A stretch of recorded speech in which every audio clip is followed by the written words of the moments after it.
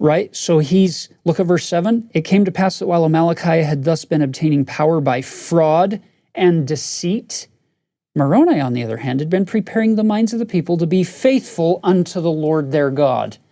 Oh, I love the contrast that Mormon keeps putting in our face over and over and over again to show Jesus versus Satan and how they carry forth their efforts.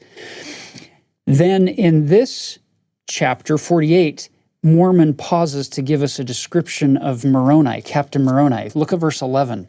Moroni was a strong and a mighty man, had perfect understanding, didn't delight in bloodshed, a man whose soul did joy in the liberty and in the freedom of his country and his brethren from bondage and slavery. Sounds like a pretty good description of what Christ's whole life was all about. And his heart swelled with thanksgiving to his God for the many privileges and blessings which he had bestowed. And he had also sworn with an oath to defend his people. And finally, at the end of this, Mormon just finishes it by saying in verse 17, Yea, verily, verily, I say unto you, if all men had been and were and ever would be like unto Moroni, behold, the very powers of hell would have been shaken forever. Yea, the devil would never have power over the hearts of the children of men. I love that.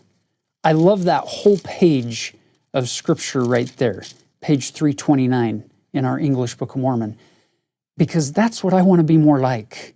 And Captain Moroni is showing me an example of how I can also try to become a symbol for Christ in the way I live my life, become a true man of God.